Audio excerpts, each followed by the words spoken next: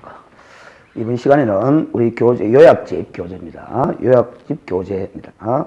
536페이지에 공인중개사법 제2조에 규정되어 있는 용어 정의로서 그 개업 공인중개사에 대한 용어 정의를 살펴보도록 하겠습니다. 자, 4번에 보시면은 개업 공인중개사라 하면 우리 공인중개사법에 의해서 공인중개사무소 개설 등록한 자를 개업 공인중개사를 한다. 이렇게 정의 내려놓고 있습니다. 그래서 등록만 하면은 개업 공인중개사가 되는 거죠. 그래서 앞 시간에 우리가 자격을 취득한 자를 공인중개사라고 하고 등록한 자를 우리는 개업 공인중개사라 그렇게 칭합니다.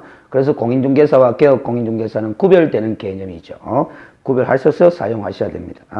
자, 근데 이 등록한 자라는 이 표현 속에는 등록은 실제 하진 않았지만은 기득권을 인정받아서 등록한 것으로 보는 자까지도 포함하는 의미로 그렇게 해석을 하셔야 됩니다. 그래서 우리가 부칙 제6조 2항에 따른 개업공인중개사라는 명칭의 개업공인중개사도 존재합니다. 그래서 밑에 표를 보시면 사례 1과 사례 2로 우리 개업공인중개사의 종류를 제가 유형화시켜 봤는데 대체로 보면은 우리 수험서 교재가 사례 2를 잘 따릅니다. 근데 사례 2도 뭐 잘못된 분류 방식은 아니라고 하겠지만은 우리가 사례 2로 분류를 하게 되면 어떤 문제점이 있느냐 하면은 다른 법률의 규정에 의해 중개업을 할 수 있는 소위 특수법인이라고 지칭하는 법인들이 4가지가 있습니다. 지역농협이라든가 지역산림조합이라든가 산업단지관리기관, 한국자산관리공사 이런 법인들도 그 근거법에 따라서 중개업을 할 수 있도록 허용을 하고 있거든요. 근데 이런 사람들조차도 바로 개업공인중개사로 분류를 하게 되는 그런 문제점이 있게 되는 거죠. 그래서 제 개인적으로는 사례 1을 따라서 우리가 공부를 하도록 그렇게 권장합니다. 왜냐하면은 실제 시험 문제에서도 특수법인이라는 용어를 잘 안 칭합니다. 우리 법전에서도 보면은 이 특수법인을 어떻게 표현하고 있느냐 하면 다른 법률의 규정에 의해 중개업을 할 수 있는 경우 이런 표현을 쓰고 있거든요. 그걸 강의의 편의상 특수법인이라 그렇게 칭할 뿐이다라는 거죠. 그래서 가급적이면 시험 출제 지문에 등장하는 표현으로 익히는 것이 바람직한 학습 방법이 되겠죠. 그래서 우리 사례 1에 따르면은 이 개업공인중개사의 종류를 이렇게 크게 2가지로 나누어 볼 수 있다라는 거죠. 일단 이 법, 즉 공인중개사법에 의해 이 법에 의해 중개업을 할 수 있는 경우, 할 수 있는 경우가 있고, 그리고 다른 법률의 규정, 공인중개사법이 아닌 다른 법률의 규정에 의해 중개업을 할 수 있는 경우 이렇게 구분할 수 있다라는 거죠. 그래서 방금 이야기했다시피 다른 법률의 규정에 따라 중개업을 할 수 있는 경우는 또 4가지가 있습니다. 4가지가. 그래서 지역농협이 있고 그 다음에 지역산림조합이 있습니다. 산림조합. 그리고 산업단지 관리기관이 있습니다. 산업단지 관리기관이 있죠. 그리고 한국자산관리공사 이렇게 4가지 법인이 근거법에 따라서 중개업을 할 수 있습니다. 전부 다 개별 근거법이 있습니다. 농업협동조합법이라는 근거법이 있죠. 이 법 이름까지는 기억을 하시 않아도 좋습니다. 그러나 법인의 명칭만큼은 기억을 좀 해두셔야 되는 거죠. 이는 산림조합법이 되는 거고 그리고 산업직접 활성화 및 공장 설립에 관한 법률 그렇게 돼 있고 또 한국자산관리공사 설립 근거에 관한 법률이 되어 있습니다. 자, 그래서 이 개별 근거법에 보면은 이런 법인들도 자신의 고유 업무 이외에 부수적으로 중개업을 할 수 있도록 허용하고 있거든요. 그래서 우리 공인중개사법에서는 이런 표현을 사용하고 있습니다. 그래서 강학상 특수법인이라 그렇게 칭할 뿐이다라는 거죠. 알겠죠? 자, 그러면 이 공인중개사법에 의해 중개업을 할 수 있는 경우는 또 3가지가 있습니다. 3가지가. 그래서 법인을 설립해가 중개업을 영위하기 위해서 법인을 설립해서 등록을 하게 되면은 법인인 개업공인중개사 이렇게 되는 것이고 이렇게 칭하는 것이고 그 다음에 공인중개사로서 사무소 개설 등록까지 하면 공인중개사인 개업공인중개사 이렇게 되는 거죠. 그리고 우리 기득권을 인정받아서 자격증도 없지만은 그리고 등록까지 하지도 않았지만은 등록한 것으로 보는 자인 부칙 제6조 2항에 따른 개업공인중개사 이렇게 지칭을 합니다. 그래서 이 명칭도 제 개인적으로는 적절하지 못하다 해서 각 주체를 해서 설명을 해두었는데 이 부칙 제6조 2항에 따른 개업공인중개사라는 명칭을 사용하고 있지만 실제 자격증이 없거든요. 없는 이 사람한테 개업공인중개사라는 이런 표현을 사용한다는 것 자체가 우리 공인중개사법 제8조를 정면으로 위배하는 표현이 된다고 보여집니다. 왜냐하면 8조에서는 공인중개사가 아닌 자죠. 공인중개사가 아닌 자는 공인중개사 또는 이와 유사한 명칭을 사용하지 못한다라는 명시적인 규정을 두고 있는데 그 규정에 정면으로 어긋나는 그런 표현이 되겠습니다. 그러나 현재 공인중개사법에서 이 명칭을 사용하고 있으니까 우리도 따라갈 수밖에 없습니다. 개인적으로는 적절한 명칭이 아니다라고 보여지지만 이렇게 해서 이제 개업 공인중개사의 종류를 구별해 볼 수 있는데 이 법인인 개업 공인중개사와 이 특수법인하고는 성격이 다르죠. 이런 법인들은 중개업을 영위할 목적으로 설립된 법인이 아니죠. 그러나 이 법인은 중개업을 영위할 목적으로 설립된 법인입니다. 그래서 등록과제에서 법인인 개업 공인중개사로 지칭하기 때문에 우리 강학상 또 법전에서 사용하고 있습니다. 중개법인이라 그렇게 칭을 하는 거죠. 그래서 우리 중개법인 가게 되면은 이런 특수법인을 포함하는 개념이 아니고 바로 이 중개업을 영위할 목적으로 설립된 법인으로서 등록한 법인인 개업 공인중개사 이렇게 봅니다. 그래서 우리 시험 문제를 읽을 때 출제위원이 법인인 개업 공인중개사라는 표현을 사용하게 되면은 우리가 중개법인을 지칭하는 것으로 그렇게 생각을 해서 풀어야 되는 문제도 그동안에 많이 출제가 됐는데 논란의 소지가 있으니까 이 사람들도 법인인 개업 공인중개사라고 부를 수 있는 논란이 있기 때문에 항상 출제위원들이 법인인 개업 공인중개사에 관해서 문제를 구성할 때는 다른 법률의 규정에 의해 중개업을 할 수 있는 법인은 제외함이라는 조건을 제시해 주는 경우가 최근에는 상당히 많습니다. 이렇게 개업 공인중개사의 종류를 구별할 필요가 있는 거죠.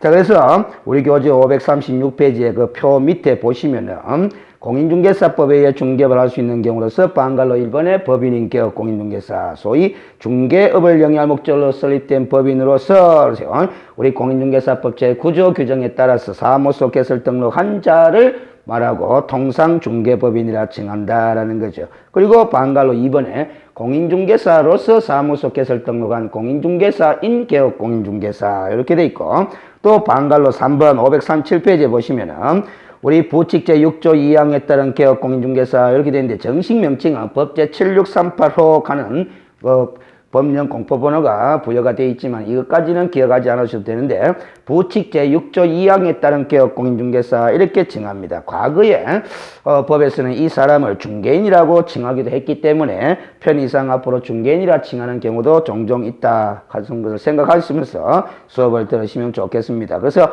이 중개인은 부칙 규정에 의해서 중개업을 기득권 인정받아서 할 수 있는 자로서 법인도 아니고 공인중개사도 아닌 자로서 중개사무소 개설 등록을 한 것이 아니라 한 것으로 보는 자를 말합니다. 그래서 이 중개인도 우리 공인중개사법 법문의 규정을 모두 적용받는 것은 당연한 이치가 됩니다. 그러나 부칙 규정에 의하면은 이 중개인은 다른 이 두 개업 공인중개사와는 달리 이 부칙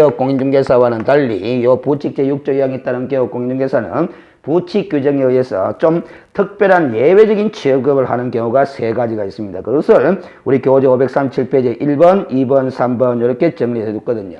잘 정리를 하셔야 됩니다. 시험에 종종 등장하는 거죠. 그래서 요 세 가지는 요 사람한테만 특별히 예외적으로 취급하는 내용이다라는 거죠. 그래서 첫 번째는 경공매 업무를 할 수 없도록 제한을 하고 있고 또 두 번째는 사무소 명칭을 표시함에 있어서 공인중개사 사무소라는 문자를 사용하지 못하도록 규제를 하고 있고 또 3번에 보시면 업무 지역을 제한하고 있습니다. 그래서 그 중개인의 중개사무소 소재지를 관할하는 특별시, 광역시, 도관할구역 내에 소재하는 중개대상물에 한해서만 중개인을 할 수 있도록 원칙적으로 제한하면서 다만 예외적으로 이 중개인이 국토교통부 장관으로부터 지정받은 사업자가 운영하는 부동산 거래 정보망에 공개된 관할구역 외의 중개대상물에 대해서도 이를 중개할 수 있도록 허용하고 있습니다. 주의할 것은 그 당해 정보망에 공개된이라고 표현하고 있는데 당해라는 말의 의미가 이 중개인이 가입, 이용하는 정보망을 당해정보망이라고 합니다. 그래서 이 거래정보망은 여러 개가 있을 수 있는데 그 중에 어느 한 가지 거래정보망을 이 중개인이 가입, 이용하게 되면은 그 가입, 이용한 정보망만을 당해정보망이라 그러죠. 그러면 가입, 이용하지 않은 정보망에 공개된 관할구역 외에 소지하는 중개대상물은 여전히 업무 지역의 제한을 받아서 중개할 수가 없다라는 측면이 있습니다.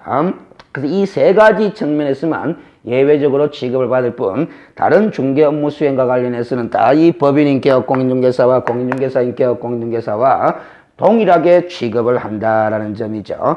그래서 이런 부칙 규정이 있기 때문에 그 1번에 보시면 법제 14조 제2항을 따옴표로 제가 규정해 두고 있는데 그 14조 2항에서는 주어가 개업 공인중개사는 이렇게 규정이 되어 있습니다. 그런데 결국 우리 부칙 규정에 보면은 14조 2항의 규정에도 불구하고 이 중개인은 동항의 업무를 할 수 없다라고 부칙에서 제한을 하고 있기 때문에 우리 법제 14조 2항에서 말하는 개업 공인중개사라 함은 결국 중개인을 제외한 이 중개법인과 공인중개사인 개업 공인중개사만을 가리키는 의미로 그렇게 해석을 해야 되는 거죠. 그래서 부칙 규정까지 고려해서 법제 14조 2항의 개업 공인중개사의 범위를 해석해야 되는 거죠. 마찬가지 2번도 마찬가지입니다. 법제 18조 1항에서는 개업 공인중개사는 이렇게 표현하고 있지만은 부칙 규정에서 공인중개사 사무소라는 문자를 사용하지 못하도록 중개인은 제한을 하고 있기 때문에 이 18조 1항의 개업 공인중개사라 하면 마찬가지 중개법인과 공인중개사인 개업 공인중개사만을 의미하는 것으로 그렇게 제한적으로 해석을 해야 될 필요가 있게 되는 거죠. 자, 그렇게 이해를 하시면 되겠고, 그 다음에 538페이지 보면은 양갈로 2번에 다른 법률의 규정에 중개업을 할 수 있는 경우 소위 특수법인이라 칭하는 사람들은 우리 중개법인과 비교해서 공통점, 차이점을 잘 정리를 하셔야 되는 거죠. 그래서 제가 표를 구성하기를 9번 칸에 보시면 개설 등록 여부에 있어서 중개법인과 특수법인의 차이점, 그리고 등록 기준을 적용하느냐 마느냐 여부도 차이가 있고, 분사무소 책임자 요건을 적용하느냐 안 하느냐 거기에서도 중개법인과 특수법인은 차이가 있게 되고, 보정 설정 금액을 얼마 이상으로 해야 되느냐에서도 차이점이 있다는 점, 업무 지역에 제한이 있느냐 없느냐 그것도 중개법인과 특수법인으로, 그리고 취급할 수 있는 중개대상물의 범위에 있어서도 중개법인과 특수법인이 차이점이 있는지 그렇게 비교를 해두고, 또 중개업 이외에 겸할 수 있는 겸업 업무의 범위에 있어서도 중개법인하고 특수법인하고의 비교 차이점을 정리해 뒀습니다. 그래서 차근차근 읽어보시면서 정리를 해 두실 필요가 있는 거죠. 항상 시험 문제가 중개법인과 특수법인을 비교해서 공통점 차이점을 제대로 이해하고 있느냐 없느냐 그 점을 잘 묻는 거죠. 그래서 여러분들이 상당히 힘들어하는 부분 한 가지만 설명을 하고 그 나머지 도표 내의 내용들은 여러분들이 참고하시도록 그렇게 하겠습니다. 첫 번째 그 9번 칸에 중개사무소 개설 등록 여부 해가지고 중개법인은 등록을 한다는 거죠. 그래서 이 공인중개사법에 중개업을 할 수 있는 경우에 이 법인인 개업 공인중개사는 이 법인의 설립 목적 자체가 중개업을 영위할 목적으로 설립된 법인으로서 등록까지 해서 개업 공인중개사로서 중개업을 영위하게 되는 거죠. 그래서 등록을 다 해야 됩니다. 법인으로서. 그러나 이 특수법인은 중개업을 영위할 목적으로 설립된 법인이 아니겠죠. 그렇지만 중개업에 관한 일반법인 공인중개사법에 따라 원칙적으로는 등록을 다 해야 되는 겁니다. 그런데 문제는 아시죠? 이 세 개의 특수법인은 등록을 하지 않는다라는 거죠. 우리 공인중개사법에 따라서. 왜 그러냐 하면은 이 지역농협이 중개 업무를 할 수 있다라는 근거 규정이 요 농협협동조합법에 있는데, 농협협동조합법의 조문에는 이런 조문도 있다는 거죠. 지역농협이 중개업을 할 때는 우리 공인중개사법 제9조 규정을 적용하지 않는다라는 적용 배제 규정을 두고 있다라는 거죠.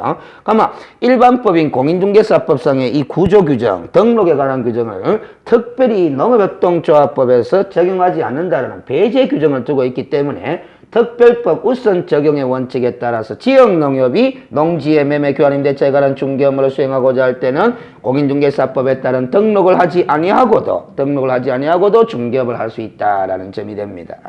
그거는 지역산림조합도 마찬가지 차원. 산업단지관리기관도 마찬가지 그 개별법에서 이런 적용을 배제하는 규정을 두고 있습니다. 그러나 자산관리공사만큼은 등록을 공인중개사법에 따라서 하고서 중개업을 해야 할 수밖에 없습니다. 왜냐하면 그 자산관리공사가 중개업을 할 수 있도록 허용하고 있는 개별근거법에 보면은 이와처럼 우리 공인중개사법 제9조 규정을 적용하지 않는다라는 이런 규정을 두고 있지 않습니다. 그래서 적용 배제 규정을 두고 있지 않기 때문에 일반법인 공인중개사법에 따라서 중개업을 하고자 하는 경우라면은 중개사무소 개설 등록까지 하고 중개업을 해야 된다라는 거죠.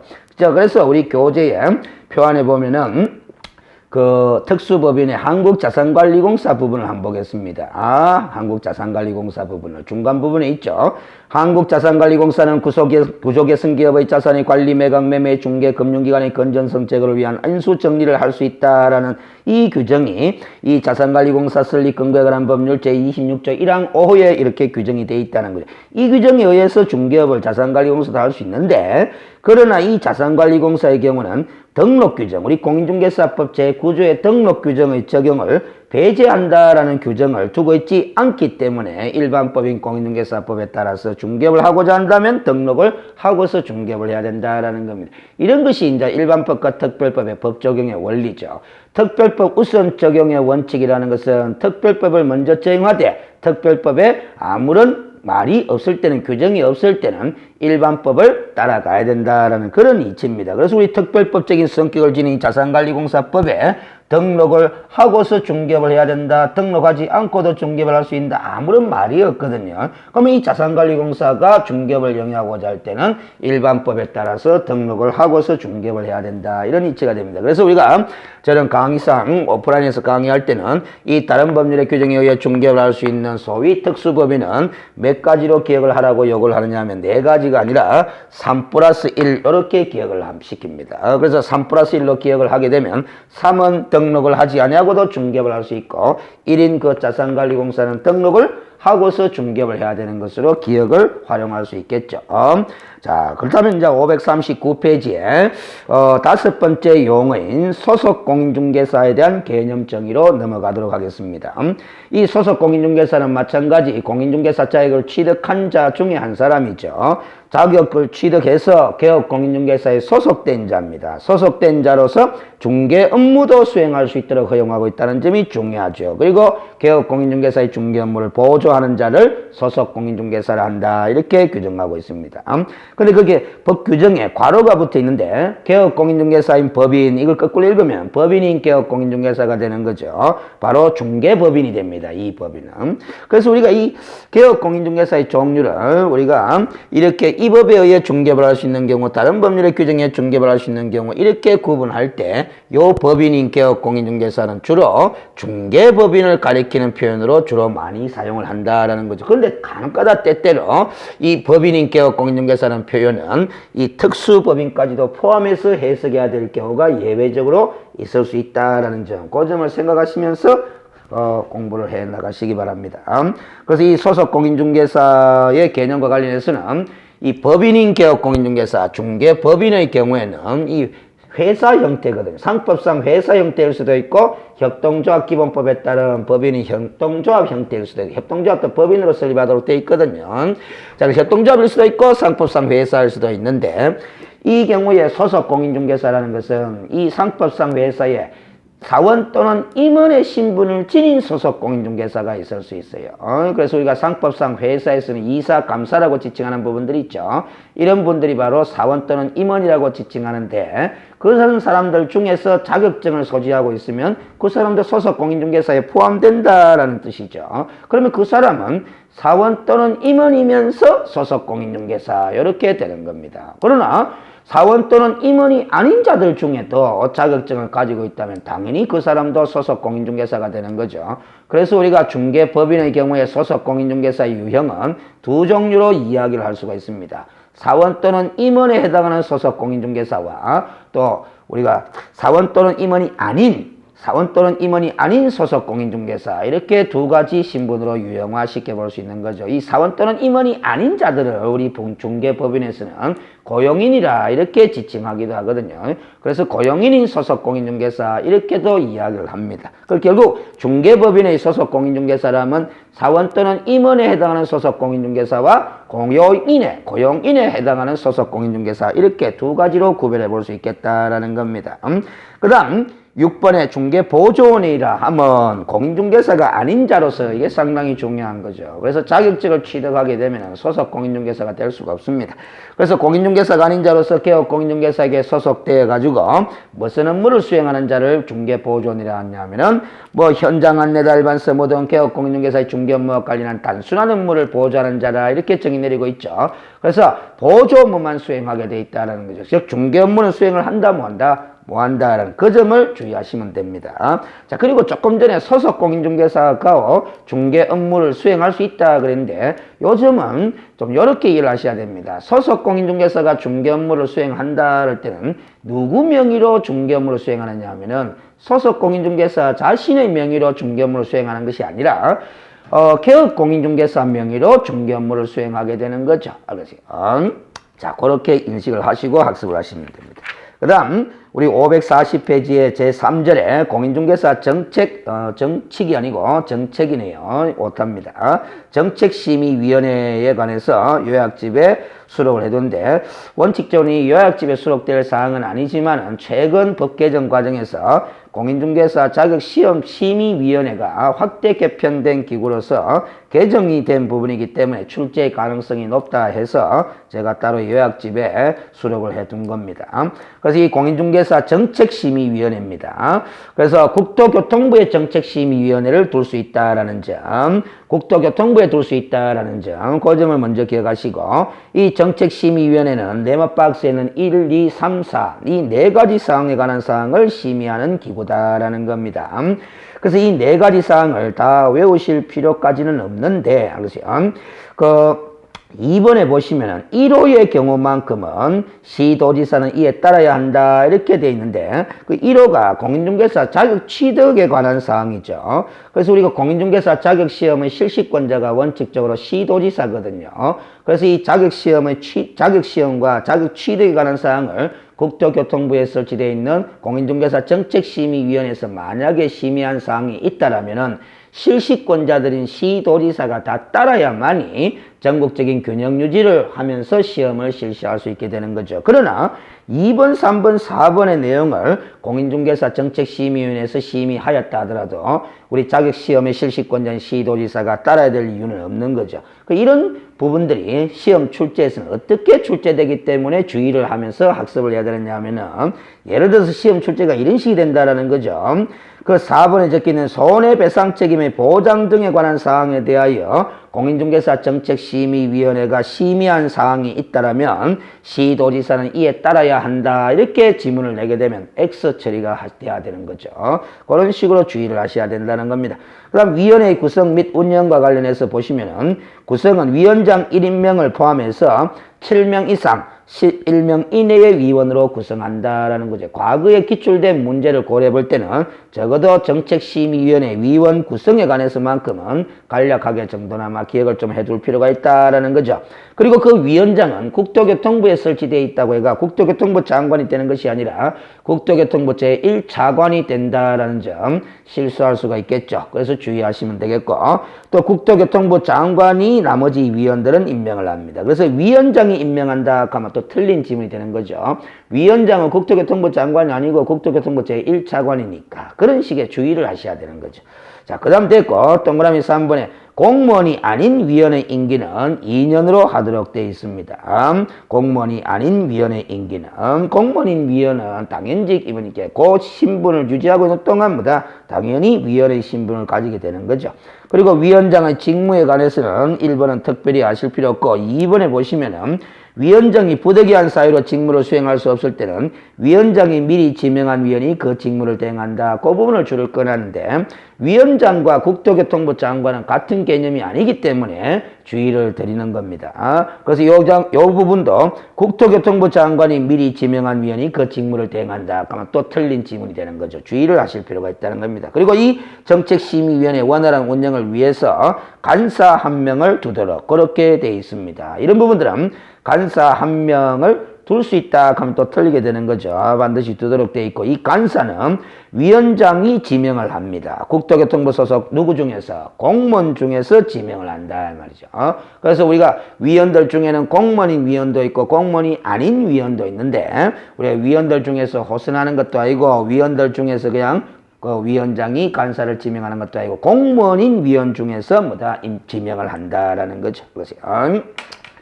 자, 그러면 됐고, 우리 541페이지 제4절에 중개대상물의 범위에 관해서 이제 법 제3조에 관한 것을 또 요약 정리를 해 주실 필요가 있는데, 이 중개대상물의 범위 3조 규정의 법적인 의미는 등록한 개업 공인중개사만이 고유전속적으로 취급할 수 있는 중개대상물의 범위를 가리키는 것입니다. 거기다가 또 한 가지 법적인 의미를 설명하면은 이 법 제3조에 규정되어 있는 중개대상물에 속하는 물건에 대하여 거래 당사자 간의 거래 행위를 알선할 때 이걸 중개라고 하는 것이지 이 중개대상물의 범위에 속하지 않는 물건에 대한 거래를 알선하는 것은 이 법에서 중개라 하지 않는다라는 거죠. 가장 대표적으로 권리금은 이 중개대상물의 범위에 포함되지 않죠.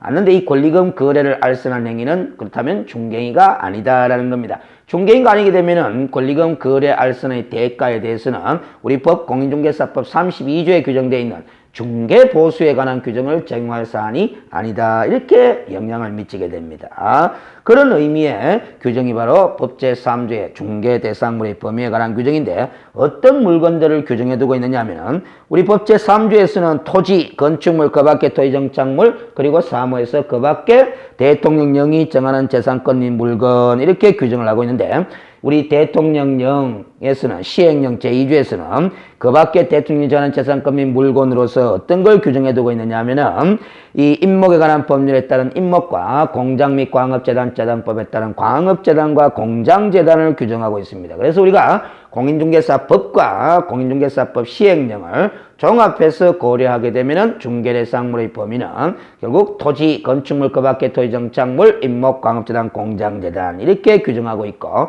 이걸 분석해 보면은 민법상 협의의 부동산은 중개대상물의 범위에 포함되어 있고 그러나 민법상 의제부동산 모두가 중개대상물의 범위에 포함되어 있지 않죠. 일부 의제부동산만 포함을 하고 있습니다. 그래서 이런 것들도 시험 지문을 우리가 예상을 해보면은 중개대상물의 범위는 민법상 협의의 부동산과 의제부동산 일부를 포함하고 있다. 이렇게 시험 지문을 낼 수가 있는 거죠. 그러면 O 답항이 되겠죠. 그런데 또 틀린 답항으로 내게 되면 이렇게도 낼 수가 있는 거죠. 중개대상물의 범위는 민법상 광의의 부동산과 일치된다. 이렇게 이야기하면 또 틀립니다. 광의의 부동산과 일치된다 하게 되면 의제부동산 모두가 다 중개대상물의 범위에 포함된다. 이런 의미가 되니까 또 X 지문이 되는 거죠. 이런 식으로 우리가 어떤 표현으로 시험 출제가 이루어질지 미리 예상할 수가 없습니다. 그래서 우리가 법정 중개대상물의 범위에 관한 법 제3조의 규정에 관해서 명확하게 기억을 하고 명확하게 이해를 하고 있어야만이 우리 민법상 공부하는 부동산의 개념적 범위 이거와 시험 문제가 나올 때 비교해서 판단을 할 수가 있는 거죠. 그런 식으로 출제될지 어느 강사가 미리 예상을 할 수 있겠습니까? 단지 법정 중개대상물의 범위에는 이런 것들이 규정되어 있고 하는 것은 법령 선생님 제가 이야기를 해드리지만 민법상 협의의 부동산과 의제부동산, 광의의 부동산에 대해서는 민법 시간에 수업을 들으시겠죠. 그걸 종합적으로 고려해서 판단할 수 있도록 이렇게 반복 훈련을 하셔야 됩니다. 자, 그렇다면 이제 구체적으로 법정 중개대상물의 범위에 들어가는 토지, 건축물, 그 밖의 토지정착물, 임목, 광업재단, 공장재단 이 개별적인 중개대상물 하나하나에 대해서 구체적인 출제거리들을 예상해가면서 구체적인 학습을 좀 해볼 필요가 있게 되는 거죠. 그 점은 잠시 쉬었다가 진행하도록 하겠습니다.